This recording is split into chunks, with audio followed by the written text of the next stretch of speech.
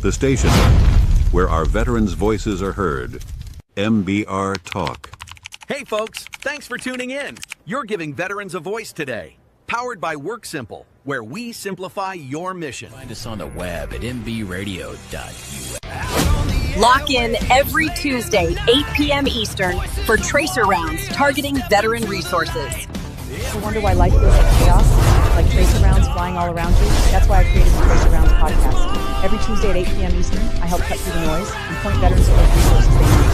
Since 2023, join me. To hear interviews with veteran artists, veteran business owners, and businesses that support veterans. Catch us on Roku, Amazon Fire TV, and MB Radio. If you miss a show, you can listen again on Wreaths Across America Radio every Wednesday at 3 p.m. Eastern. Tune in to see if you are on target. MBR, giving veterans a voice.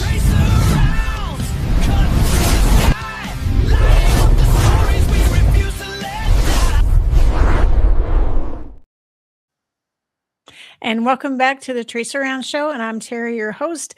And with me tonight is Shoebob Carey, who is a retired Navy captain. Welcome, Bob. Well, thank you very much for having me on board. I'm so excited to have you because I know there's a backstory to Shoebob, and so we'll save that. And if you want to tell us, you will. But if you don't, then it'll remain a mystery, I guess. But you were in the Navy, obviously, and you were a captain, and you had a varied career. You were surface warfare, and then you were also aviator. So can you kind of talk about your service and talk about why you started in one lane or one direction and then kind of pivoted and did another? Sure. So I started off as a surface warfare officer because with glasses, it was, I wasn't going to be a pilot, and everyone was telling me that, you don't want to be a naval flight officer. You're not the guy with the stick. So go be a ship driver, because then you get to run things. Well, I did my first tour on board a destroyer, and I did that for 1 year, 11 months, 14 days, 53 minutes, 28 seconds. I think you can tell how great I thought that tour was by the specificity with which I clocked it. I'll tell you this: if I had been able to drive and fight my ship as much as I got to fly and fight my airplane, I'd have stayed ship driver. But I didn't join to be a mid-level material manager. I wanted to be a warrior. So I went aviation, and that was very cool. I got to be an A6 bombardier navigator. A6 was a older aircraft. They retired it finally in 1997. And I did that for 8 years. About 8 years. And I was on board USS America, and we served in, we were active in Desert Storm. We were one of the carriers that was sent over there. And so, I don't know, did 35, 40 missions during Desert Storm. And that was, a really impactful part of my life. Come a couple of years later, we're starting to look at the peace dividend, and they're getting rid of a lot of stuff, including the A6. And I thought, well, maybe it's time for me to go check out something else. And they offered me a year's severance pay to get out. I had to stay in the reserves. I was fine with that. I wanted to stick around. Yeah. And so I went to the reserves, and I went to work in my day job in the U.S. Senate as a military legislative assistant. And I did that for 8 years. And then 9/11 happens. And what I thought was going to be, my sleepy hollow of 1 weekend a month, 2 weeks a year of reserve duty ended up being 6 mobilizations post 9/11. Wow. And so a couple of them were, were pretty easy. A couple of them were downrange. But one of the things that's also sort of nice is I actually went back to being a surface warfare officer in the reserves, because I had a wise mentor that, as I was a lieutenant at the time, 03, when I first got into the reserves, and they're like, we're dying for junior officer, commanding officer of 125, 150 sailor reserve units. Go back to being a SWO and we'll make you a commanding officer. It's like, okay, sure. So I send in the letter to the Bureau of Personnel, and I still knew the detailer at the time, and he calls me up and he's like, this is the greatest prank ever. Your old squadron mates sent in a letter saying that you want to be a ship driver again. I said, no, that's actually me. I told him why. So he calls me back about 3 days later, and he's totally confused at that time. He goes, okay, let me figure out what I need to do. Calls me back about 3 days later. Yeah, we had a selection board. You're the only person on it. It lasted 5 minutes. You're a ship driver again. Hope you like it. So, Oh my goodness. so that's what I did, and so I was lucky. I had 6 commanding officer tours. It was a lot of fun. There are some downsides of the reserve time, especially post 9/11. Yeah, there were a lot of But, deployments for sure. I was blessed. Yeah, I was blessed with a pretty varied and pretty dynamic career. So what did you do as a ship driver in the reserves? Because you didn't really get the opportunity So to do that, did you? actually, I did. Good. So my very first unit was a ship augment unit, 125 sailors, and we would go down and support the frigates during counter drug operations Okay. in the Caribbean. And so I would usually do 2 or 3 periods of active duty a year, and it was pretty. I scuba dive, so I'd like meet the ship like in Puerto Rico, and then I'd get off the ship 2 weeks later in the Cayman Islands, and I'd go down early, do a little diving, stay a little late, do a little diving. So it's like, okay, I can do this. But that was my.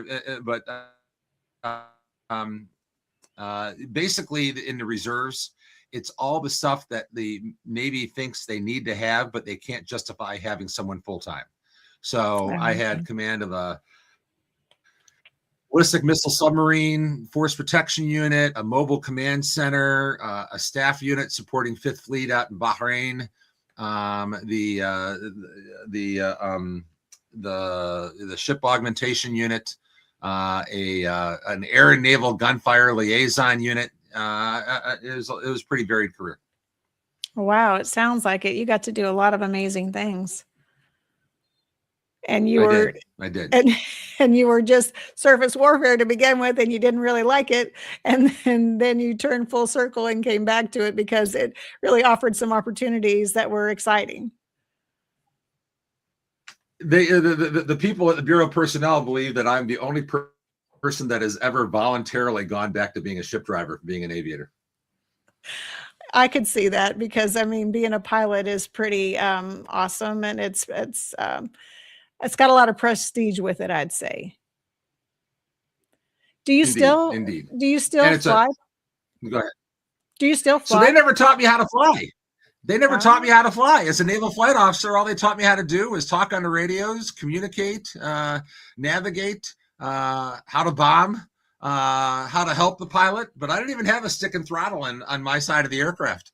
Wow. So if something happened to the pilot, my only option was eject us. Oh my goodness. That's kind of scary. A little bit. Yeah. So what do you think from that time influenced you more? Do you think being on the aviation side or being on the surface warfare side? Which side do you think really shaped your career and your trajectory and where you headed after service? I think both. And let me tell you why. So you talked about my call sign, Shoebob. Mhm. And the reason, I don't explain it a whole lot in my biography is it's a really inside baseball call sign for the Navy. I would say the Navy is probably the most tribal of all the services, to the point where we have different uniforms between officer and enlisted. We have different uniforms between the different corps, between the aviators and the ship drivers. And the ship drivers wear black shoes with their khaki uniforms, and the aviators wear brown shoes with their khaki uniforms. It's an old thing that came over from World War II. Okay. And so there's a black shoe Navy and a brown shoe Navy, and the two don't really like each other. And the brown shoes especially don't like the black shoes because they think the black shoes are too uptight and sweat too much, sweat the small stuff.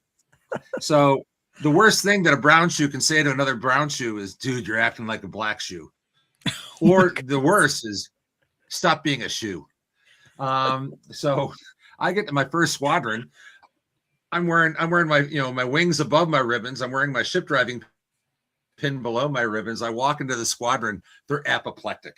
You're a black shoe in our squadron? Skipper, can we send him back? Then finally, one of the senior officers comes up to me and goes, fine.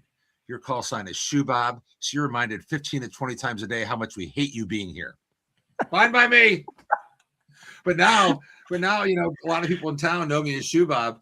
And so, I'll be walking around town and I'll hear Shoebob. And it's like, so I don't mind it. I don't mind it. That's funny. I didn't realize there was such a rivalry or a rub between aviators and warfare sailors.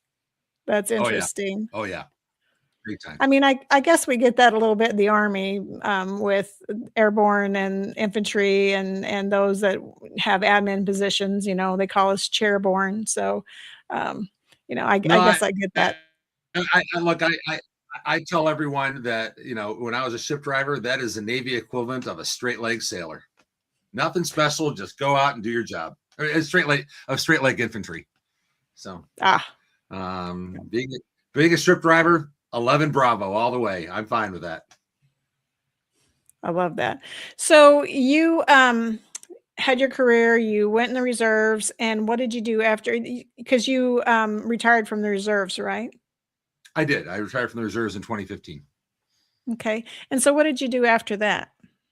Well, I mean, when I was in the reserves, I first went to work in the U.S. Senate for 2 different senators. I worked there for 8 years. First as a military legislative assistant and eventually becoming a legislative director. And then I got mobilized out of the Senate the first time. When I came back, one of the senators with whom I worked had now become the Secretary of Energy. So he asked me to come on over to the Department of Energy and be one of the financial officers, deputy chief financial officer. So I was a budget geek in the Department of Energy for 2 years. I get mobilized again. And then I this time I got mobilized to New York City. And I decided to stay up there. And so I lived up there for 4 years. And got married and had my first boy up there. And then I got the opportunity to go teach at the Naval War College. So we moved to Newport, had our second child there, our second son there. And then after that ended, I started getting involved in some of this military voting issues. And eventually I became the director of the Federal Voting Assistance Program at the Department of Defense. And we moved back down to Washington, D.C. And so, one of the things about the military voting is that some of your viewers may remember this. So I was the director of the Federal Voting Assistance Program from 2009 to 2012. And many people probably have been or remember the voting assistance officers. And I, I'd go around to all the states and talk to the state election officials and local election officials. And I say, 2 truths and a lie. I joined the Navy to lead good men and women in combat, to fly jets off of carriers, and to be a voting assistance officer. And I was trying to say to these folks, no one joins the military to be a voting assistance officer. So what I really tried to do was put it all online and let the geeks, the voting geeks that were in my agency, let us do it so that the voting assistance officers didn't have to do this squat.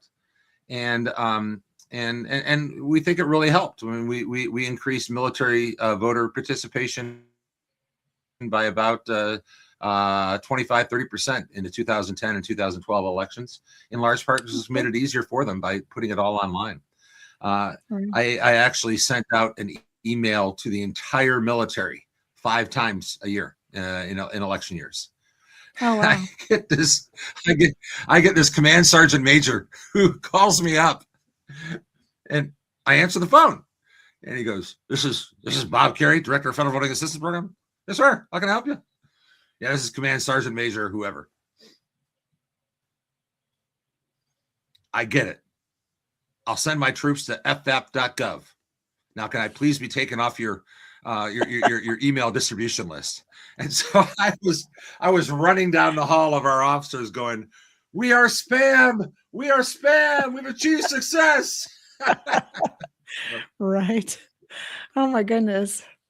So that's really great that you were able to increase the voter participation, because I know there's a lot of younger airmen, sailors, Army soldiers, just military in general, that don't vote or don't really think it's important or don't really know why they should. Younger people in general don't vote. So, everyone would be like, oh my gosh, the general population voter participation rate is 50-60%, but for the military, it's only 25%. And finally, I went and checked out the numbers. I was like, okay, the average American is 45 years old. The average person in the military is 26. Yeah. 52% of the American population is women. 15% of the military population is women. And women vote at a higher percentage than men. When you actually compare 26-year-old men in the military to 26-year-old men in the civilian sector, they actually voted a higher rate.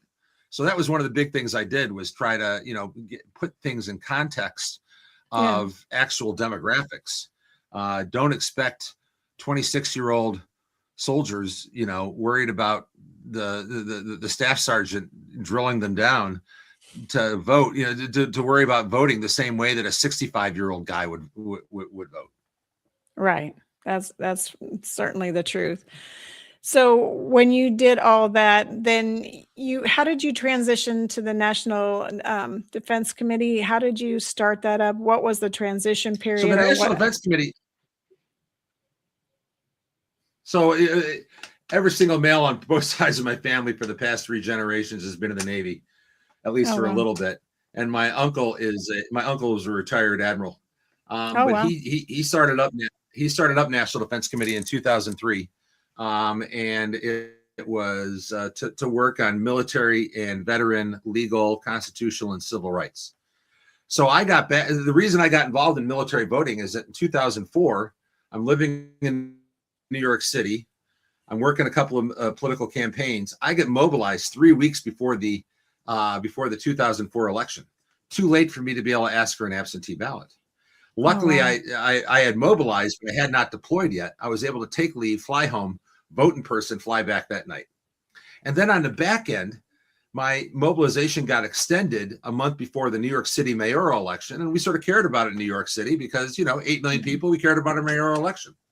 Right. And so I had redeployed back to the States. I had not been discharged yet. Again, I took leave, flew up to New York City, voted in person, flew back that night. And so I was telling my uncle this story, and he gets a call from the Election Assistance Commission, another federal agency that works on elections. And he's like, hey, you want to go testify before the Election Assistance Commission about this? So I go. And apparently I was channeling my inner Khrushchev, all gesticulation and spittle, banging the desk. And so I met some people from the Pew Center on the States. Mm-hmm. And they were very interested in putting something together about this. And so I started working with them for a couple of years on reforming military voting. And I was a very big critic of the Department of Defense's Federal Voting Assistance Program. Well, the previous director finally resigned, and I get a call from the Department of Defense saying, apply for the job or shut up. So I applied for it and I got it. That's awesome. Yeah. And the rest is history, right? Exactly. So I did that for 3 years and then I went back into the private sector. So the National Defense Committee then was started by your uncle. Correct. And then how did you? My uncle and one of his old Navy JAGs, and they focused at first on military voting and freedom of conscience of chaplains to be able to preach what they wanted to be able to preach, and then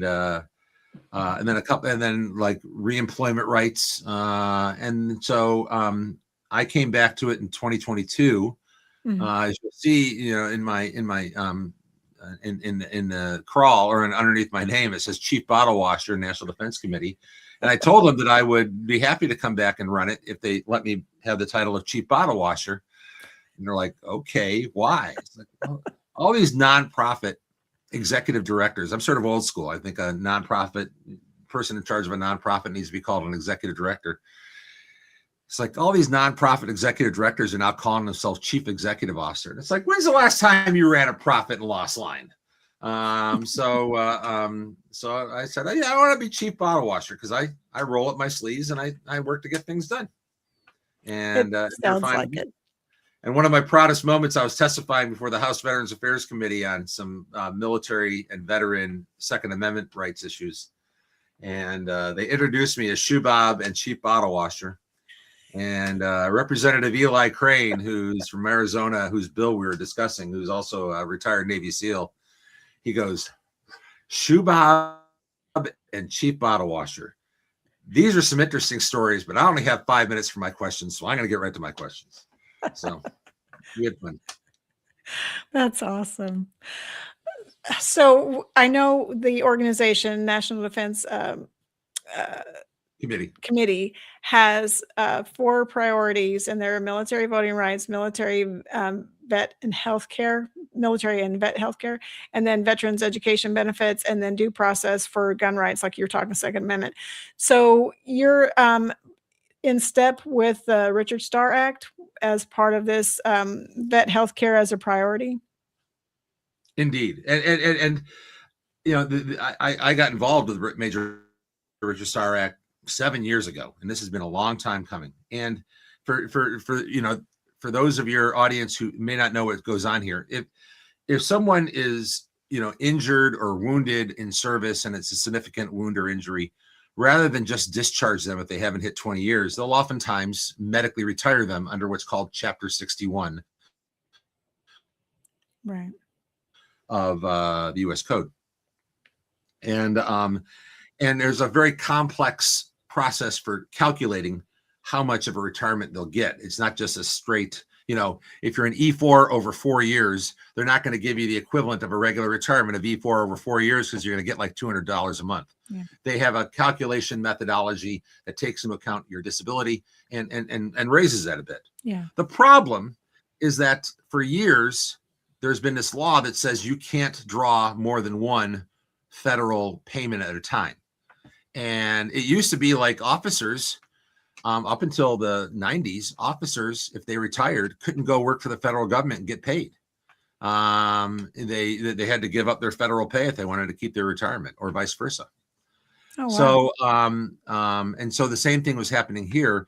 If a medically retired veteran was drawing both their medical retirement and VA disability compensation, they had their medical retirement reduced by the amount of their disability compensation. And they're 2 totally different things given for 2 totally different reasons. Right. And they shouldn't offset each other. And so what this bill does is basically alleviate that. And there's been some people on the House and Senate Veterans Affairs Committee, Republican and Democratic, who think that these veterans don't need that much money. And our attitude is that is just philosophically wrong. It is. They earned it independently. They earned a military retirement for one reason. They earned a disability compensation for another reason. They should be able to draw both. Right. But there is this condescension oftentimes within Congress that they know better what is good for a veteran, or they'll say they don't need that much money. We're gonna cut it back, and I just think that's fundamentally wrong, and so do a lot of the folks. So we're making real headway. It looks like the Major Richard Starr Act, for the very first time, is going to get a vote for passage on the House floor on Monday. Excuse me, on Friday. And then we're looking to try to see what we can get in the Senate.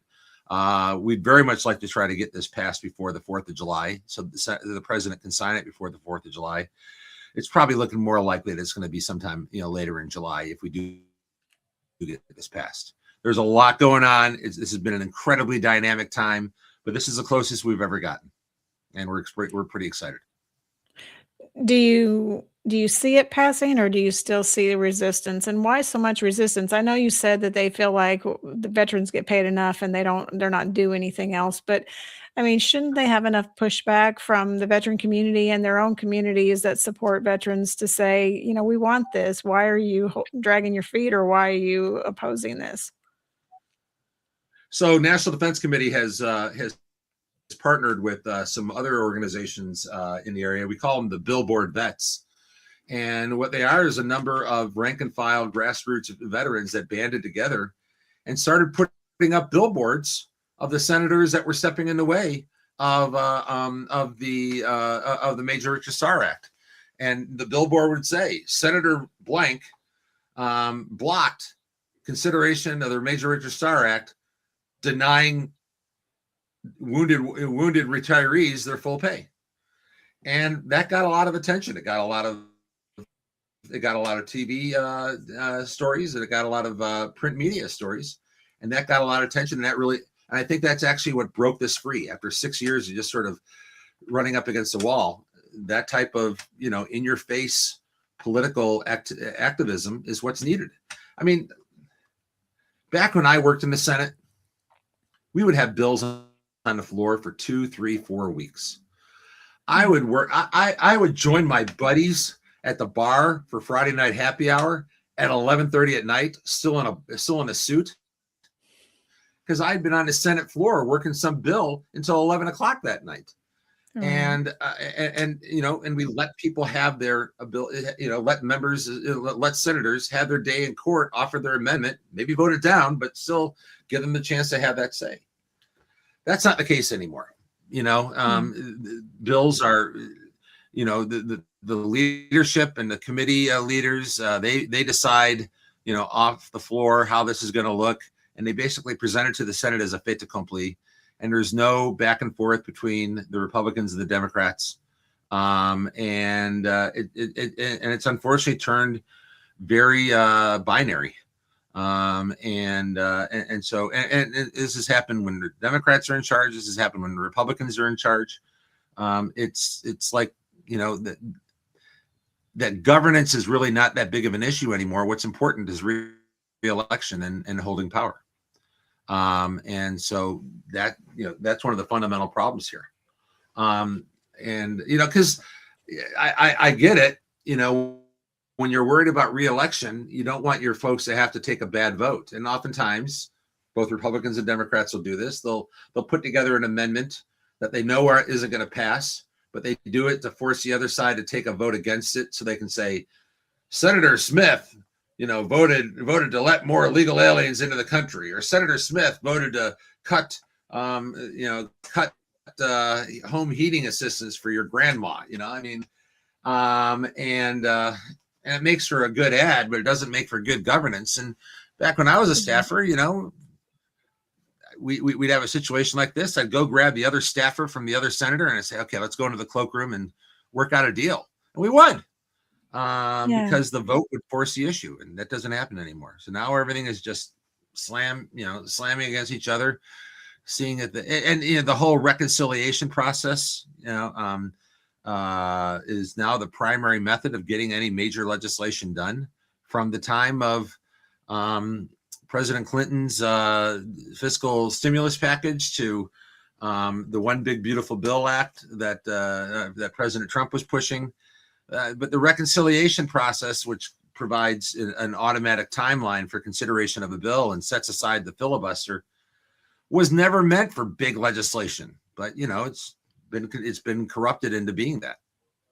Wow, it's very unfortunate that that's a situation that you can't, just sit down and talk about it and figure out why somebody has a reserve on why they wouldn't want to do it, or why they're not voting in favor of, and then try to talk it through and figure out if you can change it or add to it, or, make it into a palatable bill for everybody. Right. That's crazy. I mean, part of it also is that the federal government has become much larger. In real dollar terms, the federal government has grown about 65% since 2001. Wow. And so and what the federal government does now matters a lot more to people because it's so much more involved. The fact that the Senate is having to pass a bill on housing reform. I mean, if there's ever a state and local issue, it's housing. But the federal government is now reaching down and trying to, and they're not like actually reaching down and changing state and local zoning ordinances. What they're doing is that they're offering money to states that do certain reforms. And that's the usual method that the federal government uses in order to be able to get states to comply with their wishes. They don't actually commandeer their local laws and say, no, you're going to do it this way now. They say, here's a bunch of money. Come and play with us. We'll give you the money. Right. Yeah. It's they're trying to entice and get you to follow, makes you think, or makes people think that, this is your idea, when really it's their idea, but you're just wanting, the resourcing behind the idea. Right. And, at a certain point, the federal government's taxation eliminates the ability of individual states to raise their taxes to do it themselves because the federal taxes are already so high. Right. Yes, because we're already taxed quite enough, I think. Well, and you look at why so many people are moving out of California or Texas, California or New York or Illinois. It's because of taxes. Right. Yeah, it's too expensive to live in California. A lot of Californians are coming to Texas. That's where I am. And then they've come to Idaho too, and they've inflated the market in Idaho artificially. And where a lot of Idahoans couldn't afford to buy homes, and kids had to stay living with their folks because the housing costs were so high. They've started to normalize now, but they were the highest in the nation. Was Boise, Idaho, had the highest housing market, based on economics and based on the economy there. A home in Boise, Idaho, just a normal home, nothing special. Maybe 2,000 square feet was over $700,000. Right. Yeah. And, here in DC, that's a relatively inexpensive home, but then the pay scales are higher. Probably out in Idaho, they're not.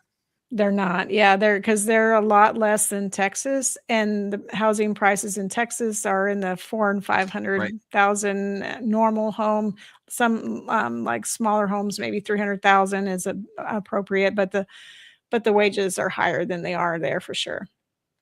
Right. So tell us about the 90-10 rule in education. What's that all about? So one of the things that if you serve in the military, if you serve a certain amount of time, you can get the GI Bill. So usually it's 4 years, you get the GI Bill for yourself. If you serve an extra 2 years, you can transfer your GI Bill to your dependents. In fact, I have 2 sons that are in college right now, and they're each getting to use 2 years of my GI Bill. So it's an earned benefit. I had to sign on for additional time. It's no different than my retirement, but it's specifically for education. Yeah. But because it is a federal fund, the government tries to limit where it can be used. And they say it's to protect veterans, but what it really is about is protecting traditional schools. And the fact of the matter is that traditional 4-year brick and mortar public and private nonprofit schools are having their lunch eaten by for-profit schools and non-traditional schools. Why? Mm-hmm. Because it's gotten so expensive. I just heard that Colgate University basically is saying that their annual tuition and housing is going to be $105,000 a year. Wow. I mean, that's just outrageous. And no one can afford that. Mm-hmm. And so people are now starting to say college isn't worth it. And you know what? It probably isn't. One of the things that that has happened has been because the private and public private nonprofit and public schools are so heavily lobbying Congress. They went to Congress and said, okay, and they went to the Department of Education and said, these for-profit schools and these non-traditional schools, they're ripping off the veterans. So you need to put in place regulations that say to force them not to.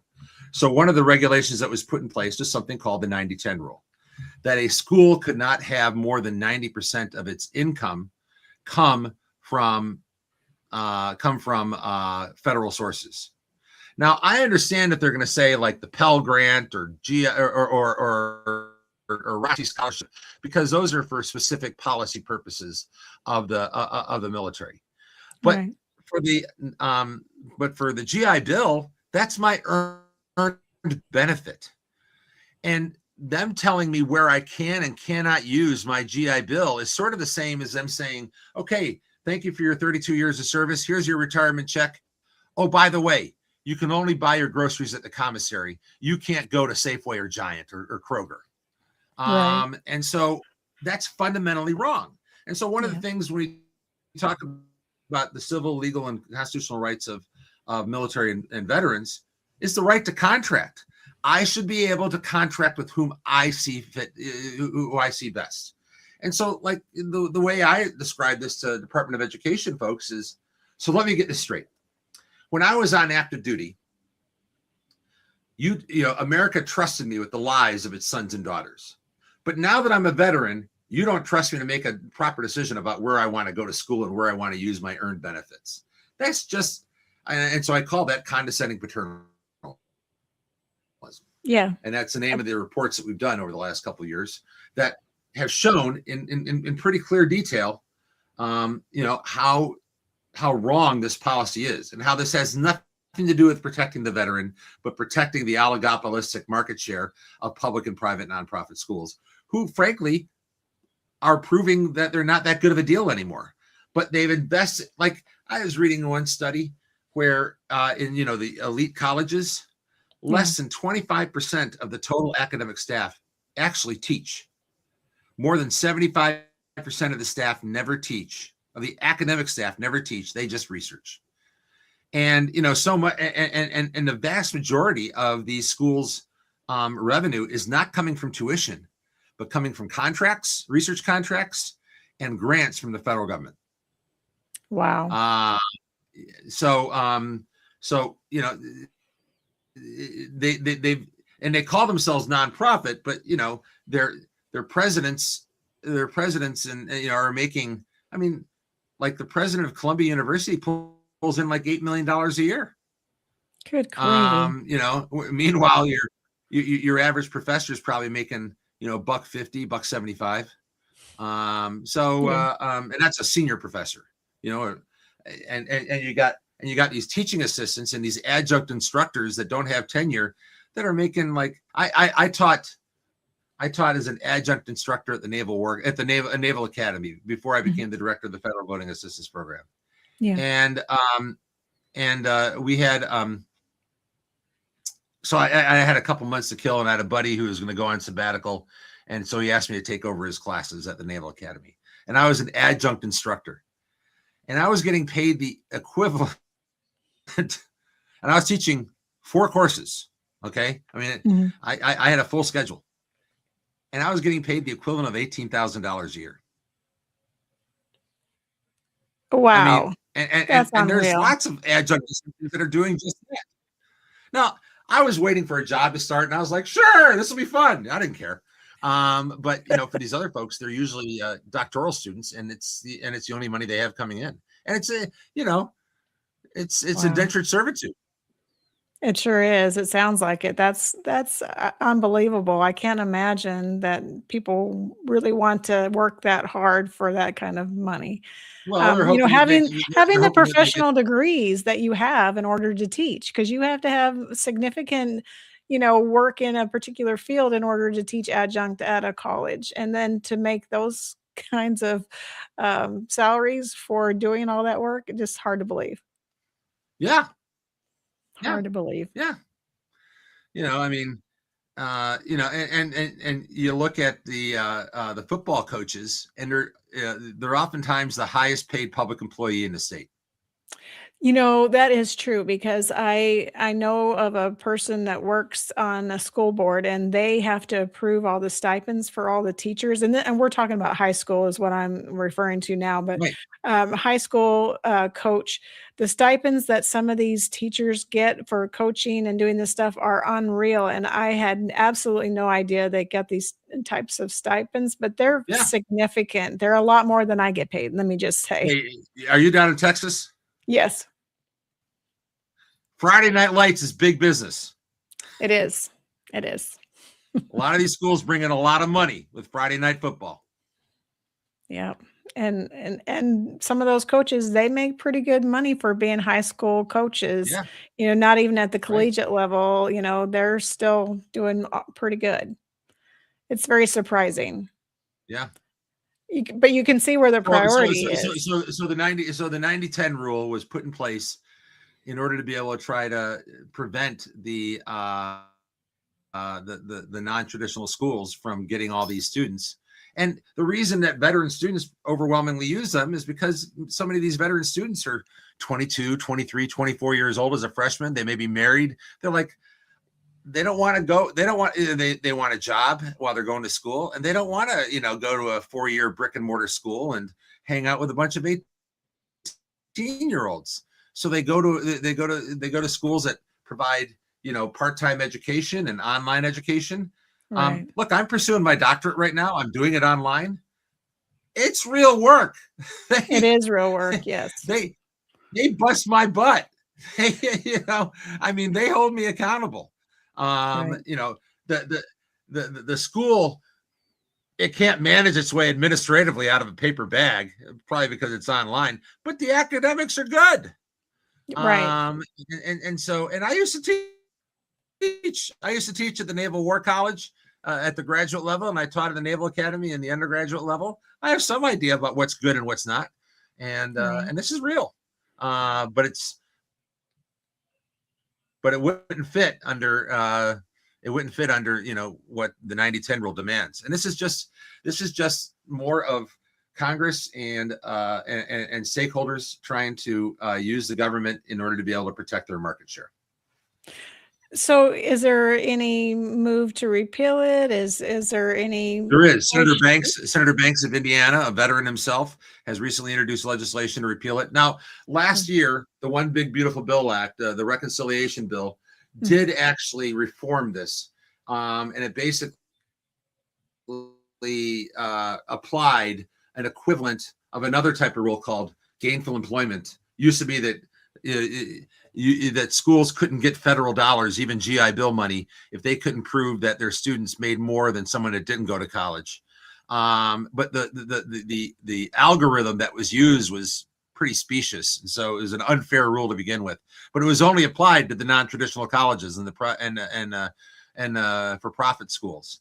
And so the One Big Beautiful Bill Act changed that, so now it applies to all schools. Because as you'll find in our report, online, condescending paternalism, even before this happened, while these rules only applied to the private nonprofit schools, to the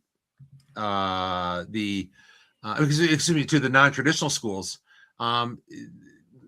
academic studies showed that 30-40% of the public and private nonprofit schools would also fail to meet the requirements of these rules.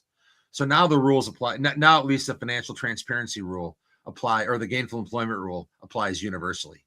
But Senator Banks is also working to get rid of the 90-10 rule, and we continue to work on that as well. So do you think it'll be coming up anytime soon for them to vote on, or do you think there's still a ways to go with that one? There's probably still a ways to go with that one. Generally, what you find is that a bill doesn't pass on its first time being introduced. It generally takes a couple Congresses to get the you introduce the bill in Congress number one. You gin up some support. You get the stakeholders behind it. Maybe you have a hearing or two, and then generally you got to reintroduce it in the next Congress, and then you actually might get some action on it. So, speaking of gaining support, do you think that the way they show how that works in Madam Secretary and in Lone Survivor are or designated survivor. That's the movie where they show the two parties, trying to get support from one another. They call their buddy and say, "Hey, so Senator this and that will do this if your senator will do this." Do they really go back and forth like that? Because they show a lot of mediation between the parties, and then a lot of they do go back and forth. I will say that those I never watched those two shows because I tried to watch them and I was like, come on. Because they're not realistic compared to what you know. Actually no. If you watch shows, so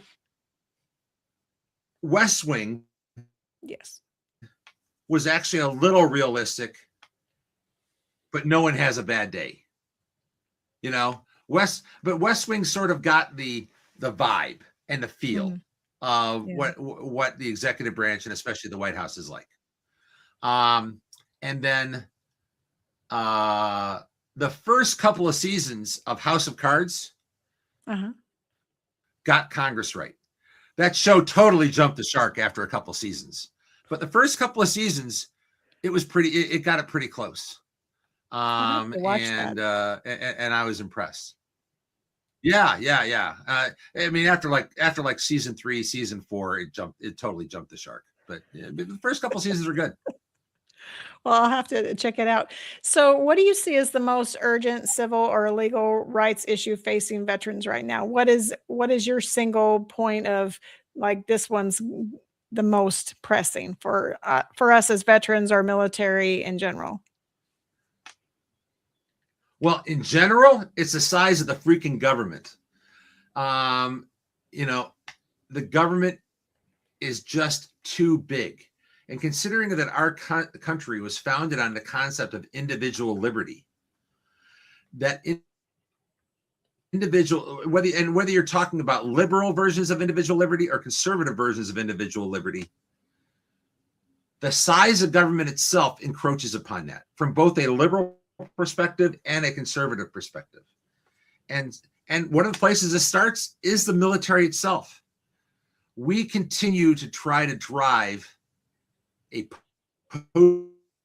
post-World War II, fight the communist horde, NATO mentality in our military when we don't have that threat. I mean, Russia should have been able to take over Ukraine in 2 weeks. They're now going on 4 years and they're getting their butts handed to them. Right. And so when people say, well, if we don't help them in Ukraine, they're going to go into Poland. They go into Poland, the Poles alone could probably beat them pretty bad. But the fact that the rest of NATO is already there, I mean, that it'll be over before it starts. But we continue to feel like we have to be everywhere and do everything. And I think that we do not need the size of this military because we no longer face the type of threats that we used to. We used to face an existential threat. Now we face threats that can make our lives difficult, but can't take over the country or can't destroy the country.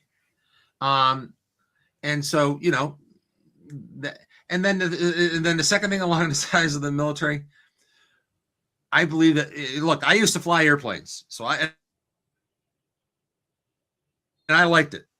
But I think the only reason we continue to make manned aircraft in the U.S. military is because we give out flight jackets. And it's cool. It is cool. And we don't need manned aircraft. We need lots of drones.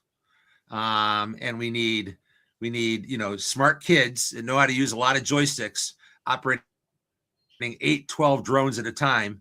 And that can be in a trailer back in, Davis-Monthan Air Force Base for all I care. And you can still have man in the loop in order to be able to make sure that you don't do something stupid. But, the reason we needed man in the loop before is that we didn't have the communications capability we had before. And, we've always had fire and forget weapons. AI makes those fire and forget weapons a lot more powerful, but it's nothing new. I mean, what are mines but fire and forget weapons? Or, a missile. There very few missiles have man in the loop. You fire them and they hone in on something, either a radar signal or heat signature, or a geolocation, and there's no man in the loop. So I think this is, I think a large part of the reason that we continue to have this is it's cool and people want to do it, but we don't need it anymore. On the tactical level, we've been working. You talked about gun rights. Yeah. There is a program within the Department of Veterans Affairs called the Fiduciary Program.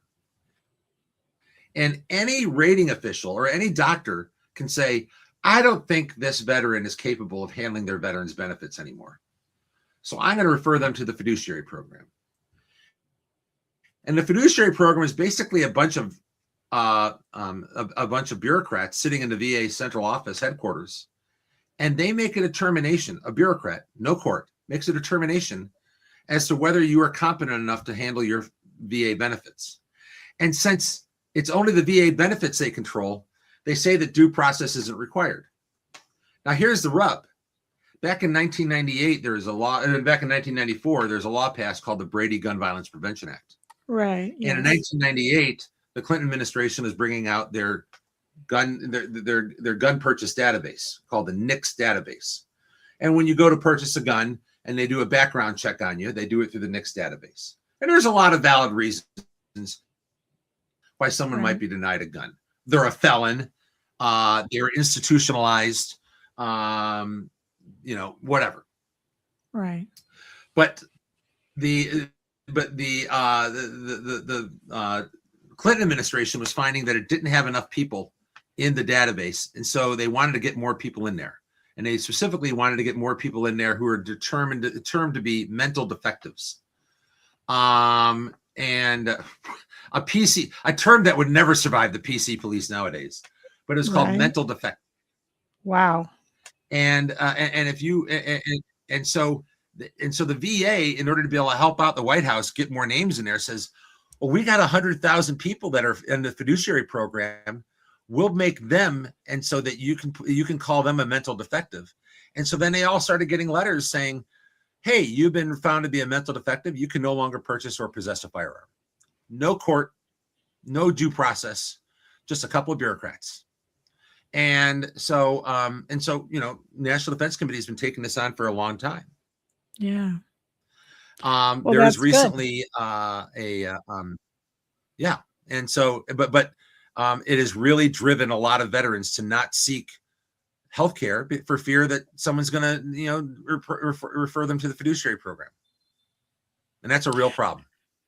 Yeah, I didn't know there was such a thing, and I didn't know they could do such a thing, and I've not heard of this list. I mean, I know that they do background checks on weapons. I mean, I get all that, but I didn't realize there was this database that they were keeping, trying to increase the numbers and then putting people on fiduciary program on this list. That makes absolutely sense.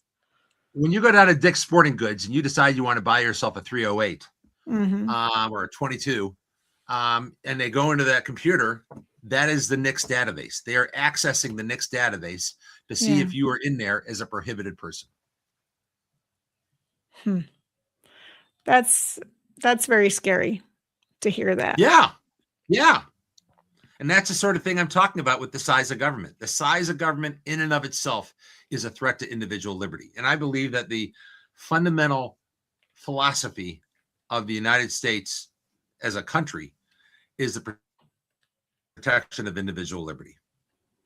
Yes. Well, I mean, I know that Trump had been trying to reduce the size of government. Has it made an impact at all? Has it reduced in size since he's been in office? Yeah, signed like 300, 400,000 people.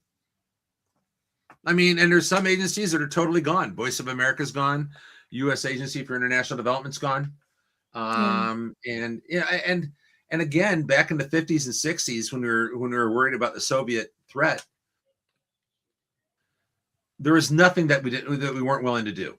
I mean, when you think about us, protecting the right, the freedom of the press and the freedom of speech, the fact that we had our own radio station with Voice of America, it's like, how is this any different from the Soviet propaganda that we're trying to fight? It's our own propaganda.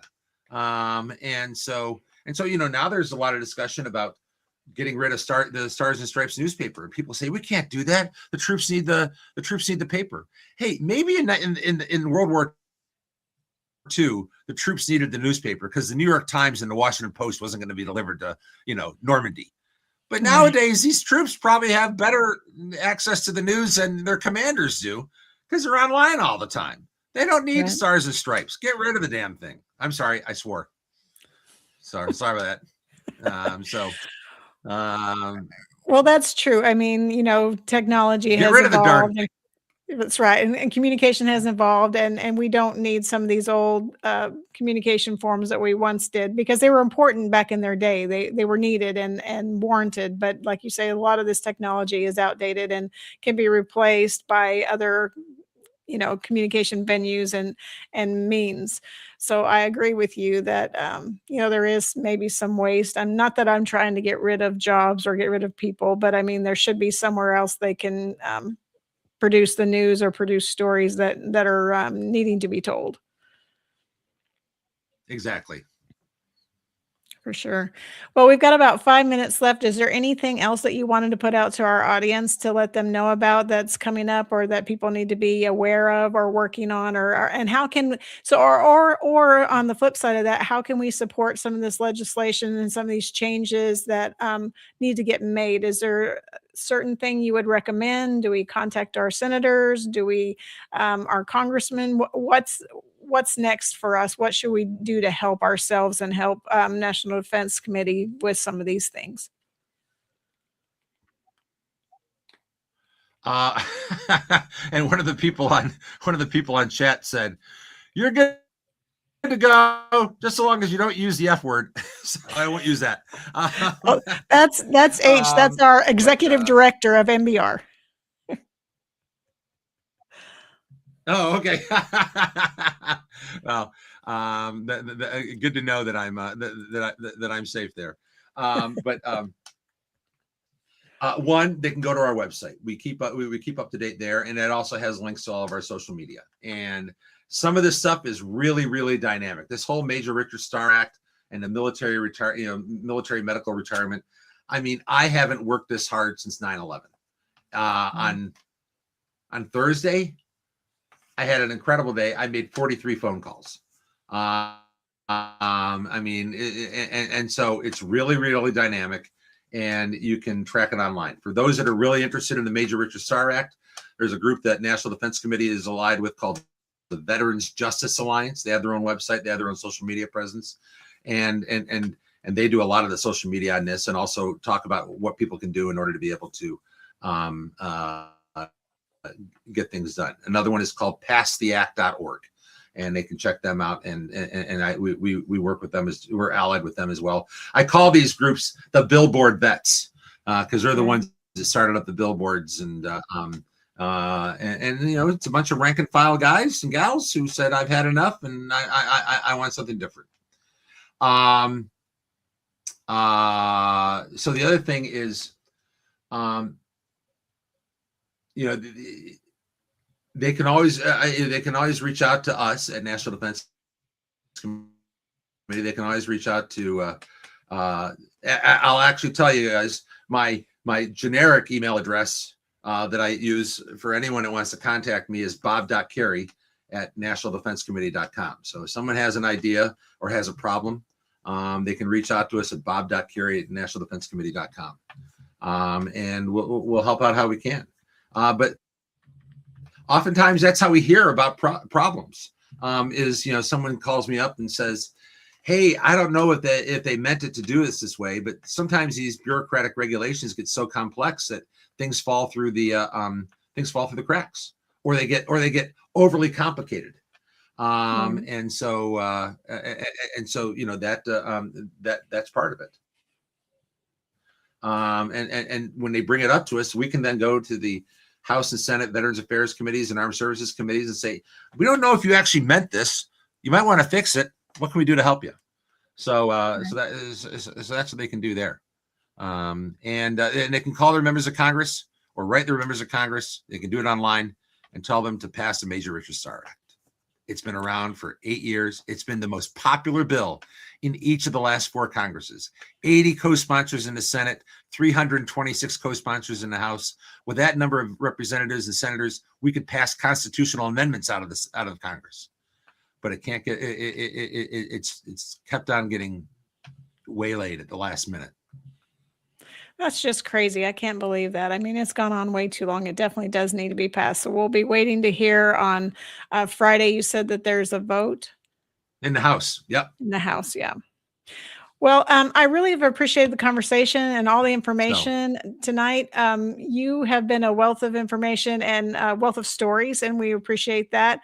And we thank you for the work that you're doing with the different committees and in the House and Senate and all the congressmen and the different groups you're lobbying with to help make a difference for veterans. Thanks for the opportunity. Really do appreciate it. It was a lot of fun. Yeah, absolutely. Well, this is Tracer Rounds signing off. Thank you. Ladies and gentlemen, thank you for tuning in to Military Broadcast Radio. As we wrap up today's show, we want to remind you that the podcast of today's episode will be available right after we go off the air. So if you missed any part of the show or want to listen again, be sure to check it out. And remember, we're here to support and honor our veterans. Your stories and experiences matter, and we are committed to giving you a platform to share them. That's right. We're here to give our veterans a voice. So don't forget to catch the podcast and stay connected with us. Giving our veterans a voice.